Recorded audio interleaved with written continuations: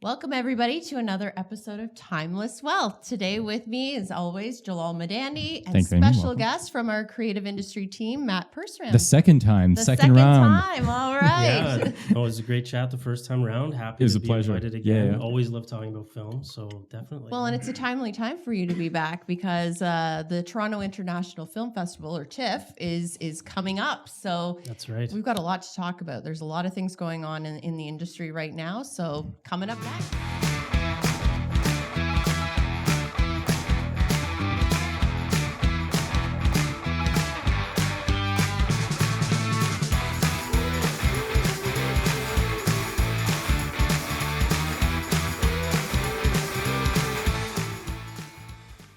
Welcome back. And Matt, thanks again for being here. So as mentioned earlier, you're with the creative industries team here at National Bank. Jalal, is that your agent calling you? It is. We're going to be talking about the Toronto International Film Festival and also kind of pick your brain on what's going on in the news too with the actors strike and writers strike. How is that going to impact TIFF this year? Mhm. There's a lot going on and you get to see it from a different perspective on the banking side. So would love to hear from you.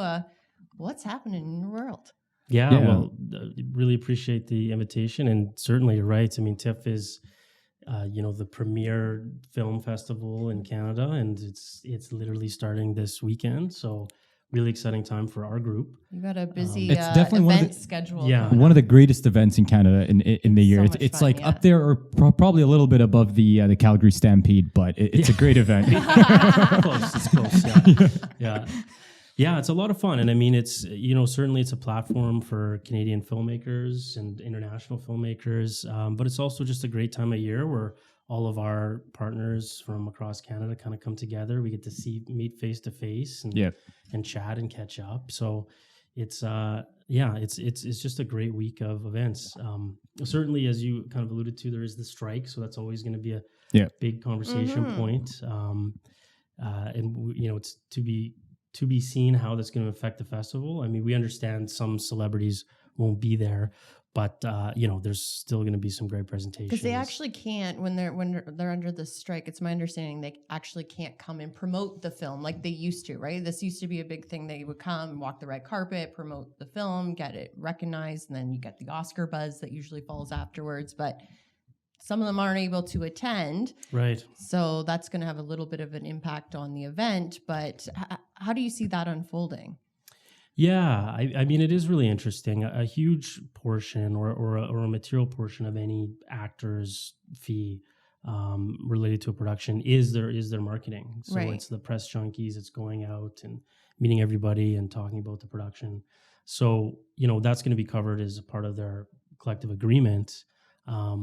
Now that's kind of in limbo, it's going to be interesting to see. I mean, I'm sure there's a part of, a lot of these celebrities, well, all of them, they're excellent artists. I mean, I'm sure there's a part of them that wants to share Right. in their project, and they kind of have to stand back and watch it just unfold. Right. And at the same time, I think us as viewers, we really like to hear different perspectives and learn behind the scenes. So it's certainly going to change, I think, the tone a little bit. Mm-hmm. But at the same time, I mean, ultimately, it's just great art, and it's going to stand on its own 2 feet, regardless of who comes. Well, and it might give an opportunity for some of the more independent films that aren't under the studio unions to actually maybe showcase their projects a little bit more. And there will be some celebrities still. I was reading, I think Sean Penn and Ethan Hawke, because they're under director, then they're able to attend in that capacity. But it will definitely be a different vibe this year. Yeah.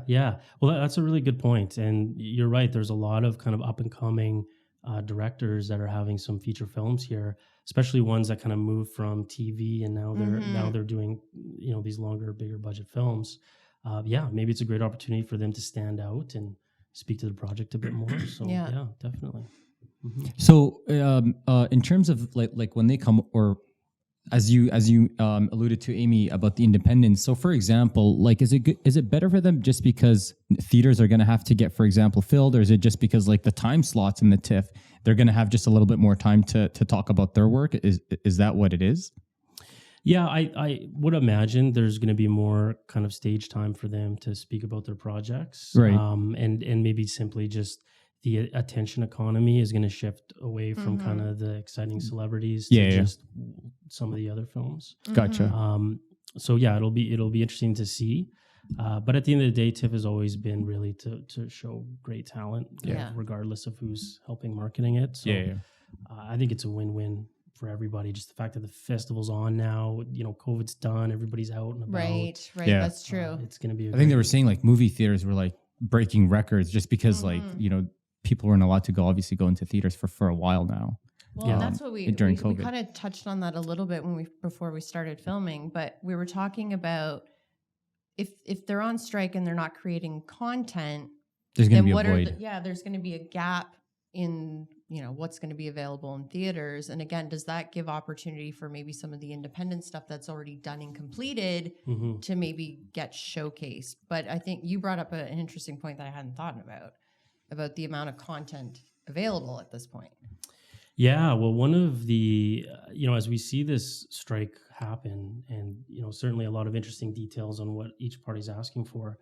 But there is a notion that really it's going to be a battle of attrition, and there's so much content that's already been produced. Sorry, it's going to be a battle of what, sir? I missed that. The studios are just going to wait it out, and because they have such a production slate that's already kind of materialized, that there's enough shows on their platforms that they can just say, fine, we won't make anything for another year. We have enough already produced content, and just hope that the unions. It is kind of crazy. cave, Like if yeah. you think about like all these different like Prime and Netflix and all of these different and Disney Plus and all this stuff, like there's so much out there. Like it is overwhelming. Like you could go several years and still be discovering new shows. Yeah, like yeah, it's just yeah. there's so much content. Yeah. Yeah, there was. I was reading a stat that in the 90s, you may have 20 to 25 new shows come out every Right. year, and now we're in the hundreds. That's We're floating around Yeah. 250, 300 a year, new shows. Yeah. Right. It's a lot of content. So we obviously work in a bank. So I want to try to bring it back to like financials in the bank. But before I get there, Matt, can you explain to us just briefly, or not even that briefly, as detailed or as briefly as you'd like, what's going on in the strike? Like what's happening? Why are they striking? How's it affecting, for example, the industry or the economy or whatnot? Because to be honest, I do know that actors are striking, but I have no idea why. And I have no idea what their demands are. I have no idea. Is it the actors? Is it the producers? Is it the directors? Is it the companies that are not happy? Like who's unhappy? Who wants what? Can you just give our listeners just some background information there? Yeah, for sure. And, it's really interesting. Sorry, and the location. Is it only in Hollywood or whatnot? Yeah. Yeah, go ahead. So it's just the SAG, which is the Actors Union, and the Writers Guild, which is the American Writers Union.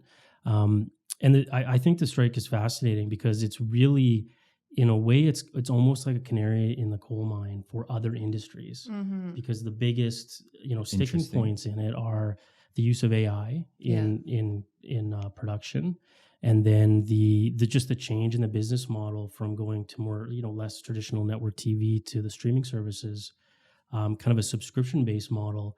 And we see that in our regular lives. Like so many of the things that we would normally buy are now a part of subscriptions that we pay monthly for.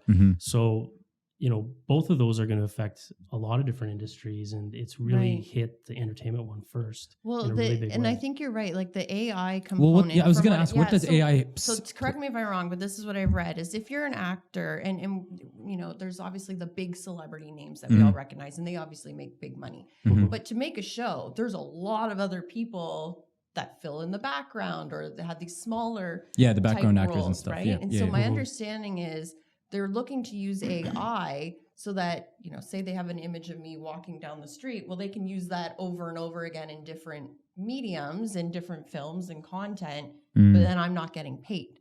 So they pay me the one time to actually physically do that walking by, but once they have that content, they own it, and now they're just reusing it. So as an actor, my job just got slashed dramatically. We're not going down that controversy when everybody's like, AI is going to get everybody have a job, but that's kind of makes a little bit of sense. But it is kind of bringing to light. But is that going to look good? Like, look at the movie 300. I think everybody in 300, I think it was only like the first maybe 2-3 lines. Everything else was CGI'd, right? And you can totally tell like it was CGI'd. Like, right. Maybe with AI, it's going to look a little bit better. I don't know, but Maybe like technology, I don't know, 300 came out in what, maybe 06, But it's a 07. bit of a slippery slope, right? Because in other businesses where AI might disrupt it, and you're right, it looks like film's kind of being that first wave to go through it. Yeah. It's how are you going to recognize that, and how are they going to be compensated for their use of their image over and over again? Yeah, and I mean, I think a really important thing to keep in mind is AI is not going anywhere. No. Like, it's going to be here. It's going to improve our lives. It already has improved our lives. Yeah. What these strikes are is how do we successfully integrate the benefits of AI without kind of over commodifying, the industry itself, and Right. and reducing kind of the impact that a natural human being has on the creative process. Right. And then coupled in with that is the new business model with streaming, and how there's just simply a lack of residuals for actors, where Right. if you do star in something, you're not going to get as compensated as much as you would have in the past. And then Like if you were on Friends or Seinfeld, that you still see these episodes all the time, they're still getting paid. But if you're Yeah. on these newer streaming services, then I guess you're not getting You- compensated the same way. yeah, the residual structure is different. And then, coupled with the AI approach, they don't even need you to come back and do any more work. They could just, remodel your face in the background or do reshoots without you being there. And so, I mean, it's a slippery slope argument. It hasn't really got there yet, but there's Right. already been production, there's already been agreements with actors to say, look, you're going to be in this film. We have the rights to your likeness. We can use shots however we want, and that's the scary part, because Yeah. you're just giving up the monopoly you have over yourself. You're kind of giving it up, and a studio can do whatever they want with it. Right. But I was telling you, Amy, like that kind of concern's been around for a while, especially in the modeling world. Like models have had that lack of, as you pointed out, a lack of autonomy, right? Like the model gets paid, he or she goes in, they do the shoot, and then the shooters, they're the ones that are allowed to do what the whatever whatever company is actually taking the photo shoot, they're allowed to do whatever they want with that. Like that is kind of, I don't agree with it, but that concern has been around for a while. It's going to be interesting to see how Right. they sort of suss through this and Yeah. arguments that come up, and ultimately what contracts do get negotiated coming Yeah. out of it. Yeah. Yeah, and I think that goes back to the earlier point that AI is going to stay. We just have to figure out how do people get compensated Right. properly, and what are boundaries are put in place where you don't have to sell your entire likeness for eternity Right. Right. to an AI. For eternity. Like I love how you worded it. Have some Sounded like limits to Dante it. there, or like Voltaire or something. It was so cool. Yeah. I love But it. is it impacting? So, given that they are on strike, and again, we're thinking they're American, is it impacting the production opportunities in Canada? Like, are you seeing from, new content being created and they're coming Great to question. Yeah. tomorrow? Is that having any impact in Canada right now? Yeah, so the short answer is no. The long answer is not yet. Right. Mm. Right. So it's very, the Canadian unions they're in solidarity in the sense where they acknowledge, but they're not on strike themselves. Right. So Right. Okay. Canadian production is continuing. Smaller production houses that do have arrangements with American actors, they can do interim agreements to say, look, we'll agree to the terms of the agreement just for this production only, and Oh, okay. hopefully longer term it gets resolved. Right. So there's still opportunities to make content, but yeah, just given the backlog of content already produced, we probably won't start seeing that hit the streaming services and even our business and the financing side probably until the spring if it doesn't get resolved. Right. Right. Of 2024? Yeah. Okay. Yeah. So there's a bit of a lag between Yeah. the strike and the actual lack of content. But it's going to be fascinating. I mean, the last time a big strike like this happened, reality TV show was basically invented Right. because they wanted to put out content, but they couldn't afford, they couldn't have Yeah, actors yeah. or writers. Wait, this is so interesting. I didn't know that there was like another strike this magnitude that occurred. So what happened? Yeah, it was back essentially, I mean, reality TV shows still kind of existed. Yeah. But the last big strike that kind of canceled all the late night talk shows, and it was in the 2000s. Basically, the studios were like, we need to produce something. Right. And so you had this huge run of reality TV shows that just sparked a whole genre. Right.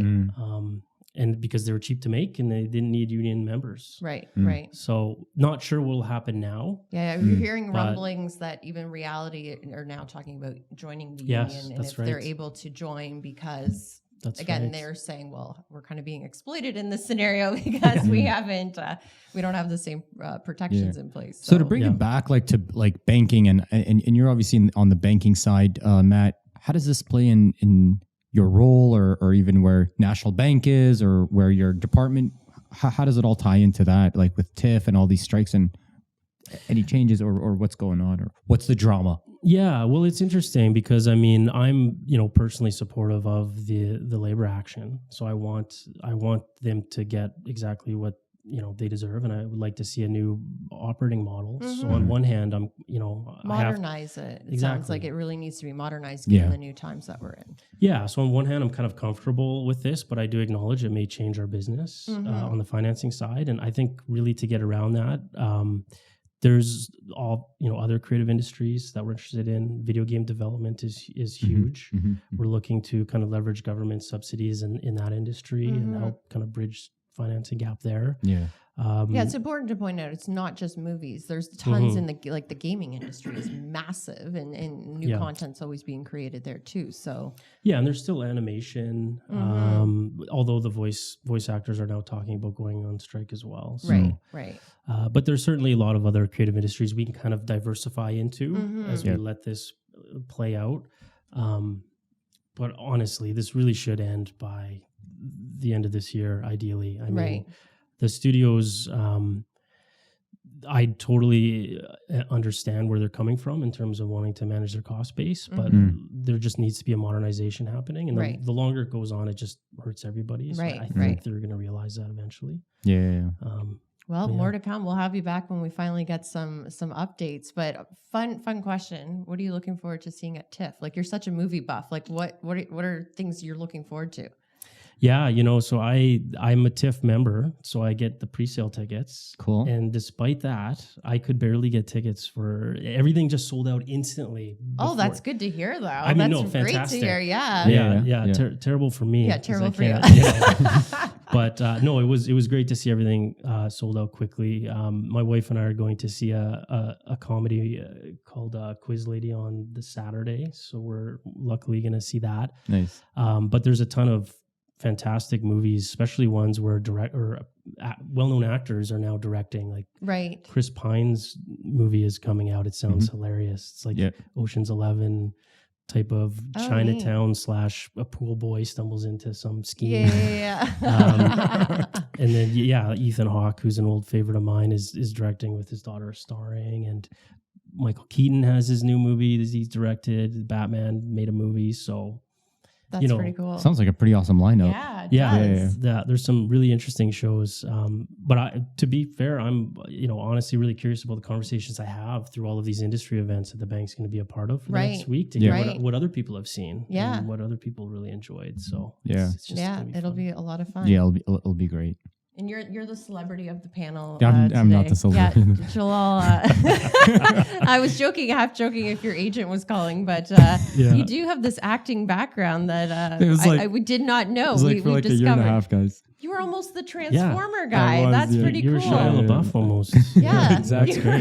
Is that the role he played?